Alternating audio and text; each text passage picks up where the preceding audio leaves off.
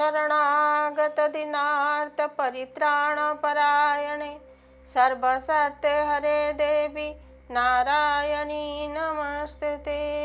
जय मां चर्चिका। नमस्कार दर्शक बंधु, मु ज्योतिर्विद डॉक्टर तपस्विनी महापात्र एंटरटेन ओडिशा द्वारा प्रस्तुत साप्ताहिक राशिफल कार्यक्रम को आपण मानक स्वागत जनाउछि।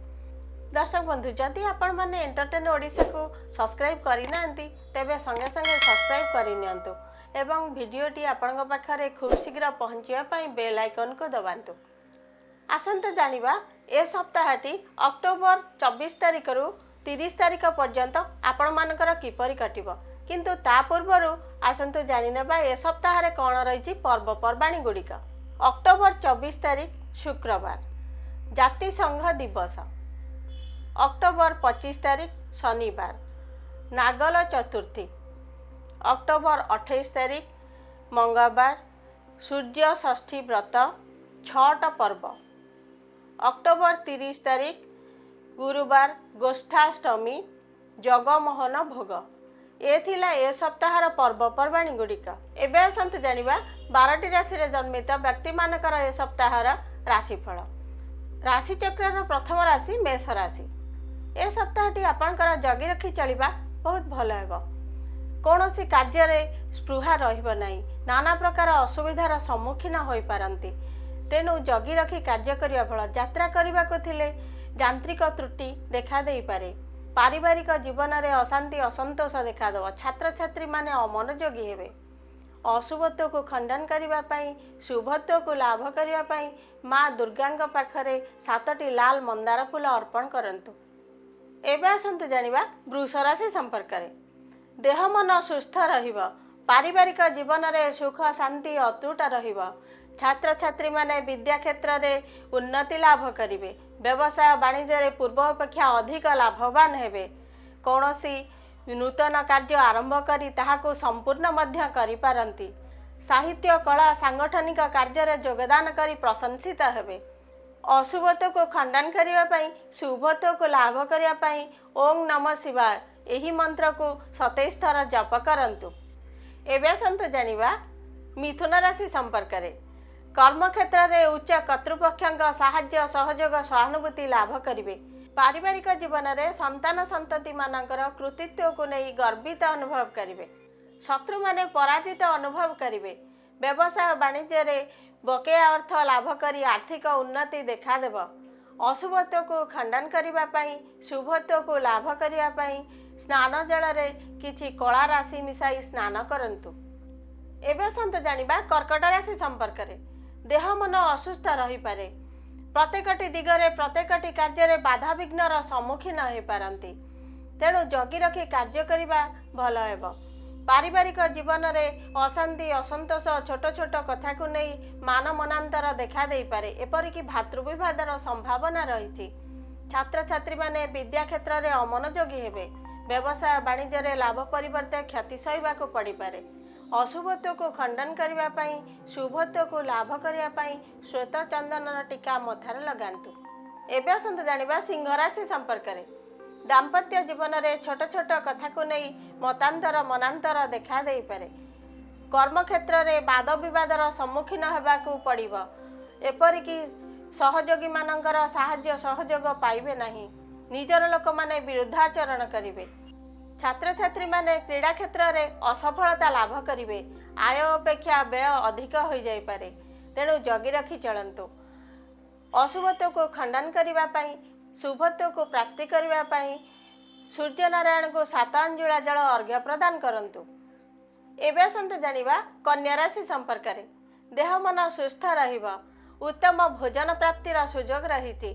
एपरिकी नूतन जानवाहन क्रय मध्य करि पारंती। राजनीतिज्ञ माने निज निज क्षेत्र में प्रशंसित हेबे। व्यवसाय वाणिज्य रे उत्तम लाभवान हेबे। निजर प्रतिभा बल रे जनसमाज रे प्रशंसित हेबे। अशुभत्व को खंडन करने पाई अधिक शुभत्व को लाभ करने पाई धला रंगर रुमालटीए सर्वदा निज पाखरे रखंतु। एबे आसंतु जानिबा तुला राशि संपर्क रे।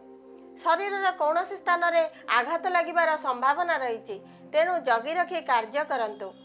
पारिवारिक दाम्पत्य जीवन में अशांति असंतोष देखा दे पारे। आर्थिक समस्या को नहीं मानसिक अशांति देखादेव। व्यवसाय वाणिज्य रे लाभ परिवर्ते क्षति सहिबाको पड़ी पारे। तेणु अशुभत्व को खंडन करने शुभत्व को लाभ करने 7टी धड़ा अरख फूल श्री गणेशଙ୍କ पाखरे चढ़ातु। एवं आसतु जानिबा बिछा राशि संपर्क में। शरीर सुस्थ रहिब, मन निर्मल रहिब, प्रत्येकटी कार्य रे सफलता लाभ करिवे। मान सम्मान यश गौरव प्राप्तिर सुजोग रही। छात्र छात्री माने विद्या क्षेत्र में उन्नति लाभ करिवे। व्यवसाय वाणिज्य रे पूर्व अपेक्षा अधिक लाभवान हेबे। शत्रु माने पराजित अनुभव करिवे। अशुभत्व को खंडन करिबा पई, शुभत्व को लाभ करिया पई हनुमानଙ୍କ पाखरे 7टी लाल मंदार फूल अर्पण करंतु। एबे आसंतु जानिबा धनुराशि संपर्क में। निजर लोक माने विरुद्धाचरण करिवे। एपरिकी कौनसी असुविधारे पकाइबार संभावना मध्य रही। तेणु जगी रखी कार्य करंतु। व्यवसाय वाणिज्य रे कौनसी द्रव्य चोरी हो जिबा किंबा नष्ट हेबार संभावना रही। आय तुलन में व्यय अधिका हेब। छात्र छात्री माने पाठ पढ़ारे जेतिकी मनोयोग देबा कथा ताहा नकरी खेलकूद रे अधिक समय नष्ट करिवे। कौनसी दुखपूर्ण संवाद पाई मनरे चिंतित व्यथित दुखित अनुभव करिवे। तेणु सतर्कतार सहित कार्य करिबा भल हेब। अशुभत्व को खंडन करिबा पई, शुभत्व को लाभ करिया पई मयूर चंद्रिकाटीए निज पाखरे रखंतु।